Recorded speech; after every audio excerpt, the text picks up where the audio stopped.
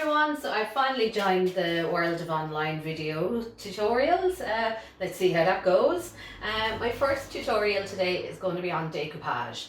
I'm going to be showing you how to transfer napkins and wallpaper onto furniture. I'm going to go through all the materials that you need, and then I'm going to just discuss it quickly as well about when's the right time to use wallpaper versus when's the right time to use napkins. There's actually no right or wrong really, we just want to make life easier on ourselves.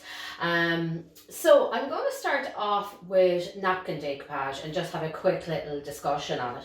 Napkins are great for smaller areas, such as little drawers on lockers, or maybe the little door on a locker, or even the top of a side table. Napkins tend to have smaller patterns on them, so therefore that's why they work on smaller areas. Also, it's not the easiest thing in the world to match up napkins if an area is too large for one to cover. So just to give you an idea of what kind of napkins are out there, I mean there's thousands, and I have most of those thousands, but you have little ones like these which will have repeat patterns, which are great for little children's lockers or something like that. Loads of florals out there, perfect if you're into kind of pretty shabby chic look, and even smaller patterns again. And this is actually the one I'm going to use today. So I'm going to come back to those in a minute, because I want to show you the difference between using a napkin and using the wallpaper. The wallpaper, a lot of it tends to have a larger pattern, so therefore it needs a bigger space to show it off. Just for example, this wallpaper, to show off the main part of it, you really need a large area. So wallpaper is great for, say, the back of a large dresser, or the whole front of a chest of drawers, the length of a sideboard, those kind of areas. And that's really where you want to kind of choose between using wallpaper and napkins. The bigger the area, wallpaper. The smaller the area, napkins. So that's the kind of rule I tend to go by when I can anyway. Now I just want to show you as well, napkins, you can find them everywhere, and you get them in packets, and they're not expensive, and you get loads in the packet as well, so there's plenty there to make mistakes with. Not that we're going to make any mistakes. Wallpaper, they're a little bit more expensive. If it's only for a small little area, you tend to have to buy a roll, which sometimes can work out quite expensive if it's something you really have your heart set on.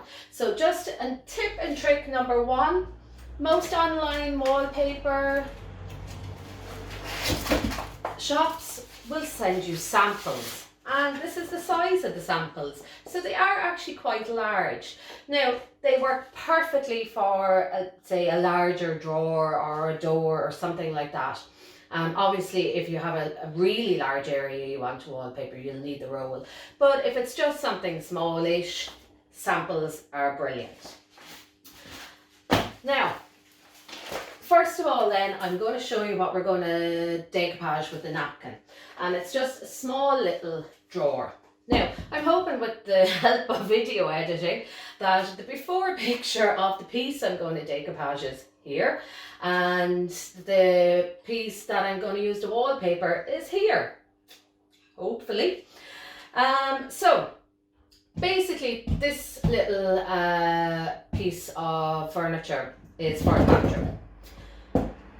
Before you decoupage, this piece is white already just to make things easy on myself today, but if you are decoupaging anything, especially wood, you really need a white base on it first. So you need to prep your piece of furniture as you would if you were about to paint it. So you want to clean it down with either methylated spirits mixed with water or sugar soap. Either is fine. You want to give it a good clean down. You want to give it a little sand as well, so a sanding sponge just to give it a little bit of a scuff is all you need. And then you need to paint it with your primer, and it needs to be white. The reason why is because your napkins are quite thin, and when we go to decoupage they're going to get a lot thinner, and I'll show you why in a minute. So we want a nice white background that will allow the napkins to stand out far more. So I have that done already. So we're going to just go right into it straight away, and I'm going to show you what you need for napkin decoupage. So, want a brush, just an acrylic brush, perfect, one that maybe you've been using for a while and has seen better days, and instead of throwing it out, it's perfect now for glue. Your Mod Podge. I use Mod Podge for all napkin decoupage, and the reason being is because this is used as a glue, but it also seals it as well, so it's an all-in-one. There's no need for a load of different products. You can also get this in different sizes as well, so I mean it's perfect for if you're only doing a small job or whether you want to do loads of jobs. You can get it in different finishes as well, like gloss, satin, matte, fluorescent, dishwasher safe, outdoor, so the list is endless there. And you also need your, where is it now? Oh, cling film. So I'll show you why now in a minute. So we're basically ready to go. This is all you need for a napkin decoupage. You want your napkin. Before we do anything or put any glue down, what you want to do is you kind of want to lay your napkin and see where it's going to go. When you have a square drawer like that, we're not going to cut the napkin at all. We're just going to leave it as is, and we'll take the excess off later. So we don't cut the napkin beforehand at all. We'll take it off afterwards. So we have that. I know how I'm going to put it on. I'm happy enough. Perfect. So the first thing you need to do is you need to get the backing paper off your napkin. So there'll be 3-ply napkins. That means you need to take 2 pieces off. Now, always make sure you count the 2 pieces in your hand, because it's really easy to think that it's all coming off, and the next thing you go to stick it down and you realise there's still backing on it and the top is coming off again. So the only way to be sure is get into the habit of knowing that you have 2 pieces off, and we'll use that for something else later. So this is why you want to have a nice white background. I don't know whether you can see in the video, but this should be really transparent now. So that is, so it's even thinner now that we're going to work with, but you shouldn't be afraid of it. Glue wise, this is where I'm going to get really technical. Glue wise, you want to put enough on, but it can't be too much because your napkin will get too wet and tear. And if you don't put enough on, then your napkin may not stick in areas. And unlike wallpaper, once some of the napkin goes down, you can't bring it back up to put down the glue. So you need to make sure you have the glue down straight away. So we want to make sure there's a nice film of glue on it. Just go out, make sure to go right out to the edges as well. So you should be able to see that it's wet, but it also shouldn't look like it's soaked in glue either. I said I was going to get really technical. Right, okay, so that looks like it's enough on. Perfect. Put that to the side. Next thing, get some cling film. And I'm going to wrap this around my hand. What it does is it allows me to touch the napkin without sticking to it. The moisture in my hand alone would stick to the napkin straight away and tear it, whereas this will allow me to slide over it without it sticking at all. So that's what your cling film is for. You want to lay it down, but you don't want to stick it straight away. Kind of just let it fall, so you know where it is. And then you can kind of hold it up if needs be. You can slide across it, just don't be too rough on it. The great thing about the cling film is it's so thin you can still feel through it. So you can feel how wet it is. You can kind of feel how much pressure you can put on it. This is something you get used to. It's very trial and error, to be honest. So that is that, and that is down. Nice and stuck.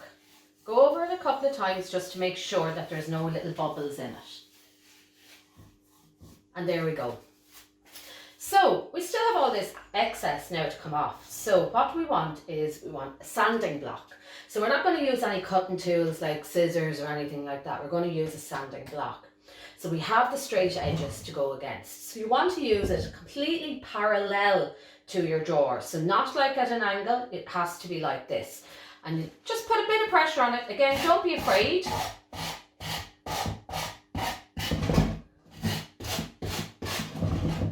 It gives a lovely feathered edge. Much better than if you tried to cut it with a cutting tool. And there you go. That is your decoupage on. So all we need to do then is just leave it dry for about 10 minutes and then give it another coat of Mod Podge to just seal it in. And that's it. Done. Now, I started off with a really small drawer, so obviously this is something that is really, really simple to do. But with decoupage, I do recommend is trial and error. Don't go straight into something you have at home. Give it a go. You get a pack of napkins, you're going to have about 25 to 30 in it. So there's plenty there to try it out on. Get small pieces of wood and just, you know, go at it, trial and error, see how you get on with it before going straight into a piece of furniture. And it is quite simple. Now, just one tip and trick I want to share with you is if you're doing a drawer which is, say, longer than your napkin and you want to join them up. The only tip and trick I will give you on that is if you're joining a napkin, don't worry so much about getting the pattern to match because they're not made the same way as a wallpaper is. So they're not meant to match. The only thing you need to make sure of is do not layer them over. So the minute you actually layer it over, you'll get a dark line and you know then that it's actually been matched up. Always try and get it right in beside each other and your eye will trick you and you will not see the join in it whatsoever. So that's a tip and trick number 2, 3, lost count now, sorry. Right, so that is your decoupage. Now, I'm not going to show you an after photo of any of the pieces today because throughout my video tutorials, these are the pieces I'm going to be showing glazing on and hardware on. So at the end of the third tutorial, I'll be able to show you both finished pieces with all the different techniques we used. So I'm going to put this to the side now for the time being. And now we're going to go on to wallpaper decoupage. Now, as I said, if you can do napkin decoupage, wallpaper is going to be an absolute doddle. The good thing with wallpaper is you can cut it to size because it's not going to tear, it's not going to expand or anything like that. So you can cut it exactly to the size. Now, when you have a piece drawer like this, I only want to put the wallpaper on the flat piece. I don't want to curve it over because wallpaper doesn't really curve very well. So I'll paint around here once the wallpaper is on. So we just want it for this little square here.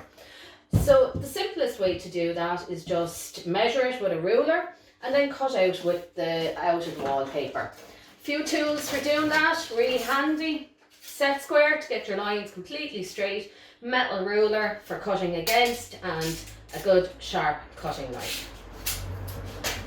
So I have it cut already, and this is the piece of wallpaper I'm going to use today. So to prep this for the wallpaper, we don't need to do the same as we did with the drawer because the wallpaper isn't transparent. So it doesn't matter if we have a white background or not. What you do want to do is clean down the piece and give it a little scuff as well with your sanding block or your sanding sponge. And then you can just use a microfiber cloth then to just pick up the little particles. Now, the good thing as well with wallpaper decoupage is you can just use wallpaper paste. So basically what it says on the roll, you do that. Whether it's paste the wall, then you paste the piece of furniture. If it says paste the paper, you paste the paper, basically. So I just have wallpaper paste, and that's all I'm going to use today. So again, get yourself a brush. Let's get some wallpaper paste on.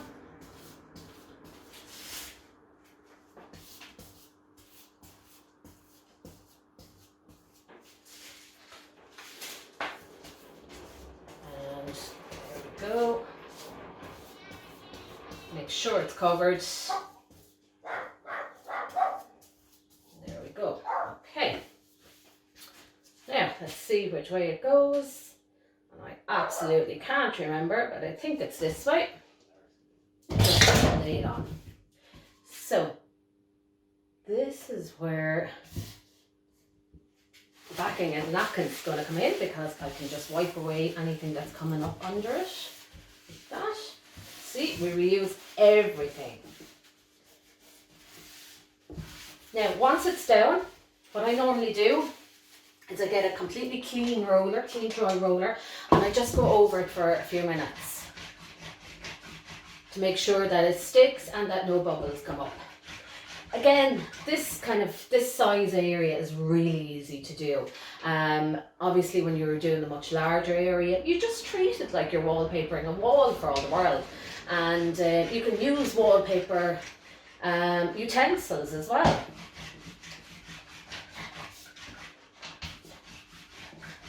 So I will go back at that. Then, when that's all stuck as well, I will seal this, and I'll either use my Mod Podge or just a clear varnish, either, whichever you have. So it's just to seal it. So that's basically that. When that's dry and I have the sealer on it, what I'll do is I will use frog tape. So this is the frog tape. This is for wallpaper. So it's actually, you can put it on your wallpaper and it won't tear it off. So this is brilliant. So I can tape this up and then I can paint around the edges, whatever colour I decide to go with. So frog tape, it's the yellow one for wallpaper. So I think that's pretty much it. I mean, short and sweet, really. There's lots more to decoupage. I mean, there's much, more difficult areas you can decoupage. But I have to be honest, start off small and then go bigger. Go big, go bold, whatever you like. There's no right or wrong with it. Trial and error. Don't be afraid. If you put on the napkin and it doesn't go right, while it's still wet, get a wet cloth and just wipe it back off again. There's absolutely no damage you can do whatsoever. Same with wallpaper. If you put it down and you find, which I do a lot of the time, you find that it's not the right size and it's completely wonky, take it back up and cut off another piece. I'm here for some questions now if you want to leave some comments on the video, and hopefully now the editing will go well on this and I'll have all the photos to compare to what I've been talking about. Okay, see you soon with my next tutorial, which will be glazing. Thanks guys.